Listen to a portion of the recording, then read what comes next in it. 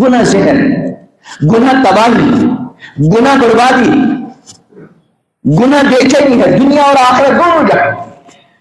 گنہگار کو، مجرم کو وہ چین و سکون والی زندگی نہیں ملتی۔ مال و دولت کے انبار ہو، عہدے ہو،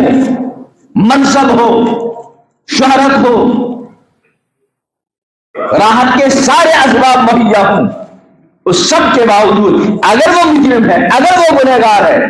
اس کے لیے کوئی بھی سکون، چین، اطمینان نہیں۔ اس لیے کہ چین و اطمینان اللہ کو یاد رکھنے میں، اللہ کے ساتھ تعلق کو وابستہ رکھنے میں، چین و سکون کو خریدا نہیں جا سکتا۔ اگر چین و سکون کسی بازار میں ملتا، دکان میں ملتا، تو سب سے زیادہ چین و سکون میں تو بڑے بڑے مالدار، ارب پتی، خرب پتی ہیں، ان کو چین و سکون ہوتا، لیکن وہاں چین و سکون نام کو بھی نہیں۔ چین و سکون کا معاملہ اللہ نے اپنی یاد کے ساتھ وابستہ رکھا، خاص کر ایمان والوں کے لیے فرمایا الا الذین آمنوا تطمئن قلوبهم بذکر اللہ، ان کے دلوں کو چین، سکون، اطمینان اللہ کی یاد سے۔ اور پھر میں فرمایا الا، اللہ اکبر، اللہ خود فرمایا اللہ الا، یاد رکھو، توجہ سے سنو، بذکر اللہ تطمئن القلوب، اللہ کی یاد ہی سے، ایک اللہ کی یاد سے بھی نہیں کہ مال سے بھی سکون ملے گا، دولت سے سکون ملے گا، عہدے سے سکون ملے گا، منصب سے سکون ملے گا، کیا کہتے ہیں، حکومت سے سکون ملے گا، یہ اور ذکر سے بھی سکون ملے گا، یہ نہیں، بلکہ الا، خبردار، یاد رکھو، بذکر اللہ تطمئن القلوب،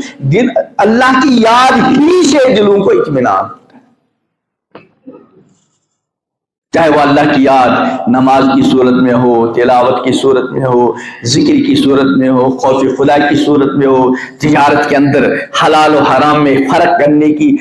صورت میں ہو، اپنی ذمہ داریوں کو نبھانے کی صورت میں ہو، ماں باپ کا ادب احترام، ان کے حقوق ادا کرنے کی صورت میں ہو، دوسروں کو چھوٹوں پر شفقت کرنے کی صورت میں ہو، اپنی ذمہ داریوں کو نبھانے کی صورت میں ہو، اطمینان۔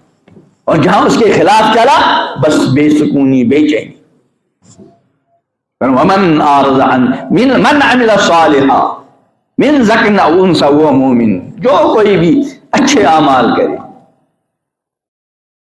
اچھے اعمال کا تعلق ہے دو چیزوں سے،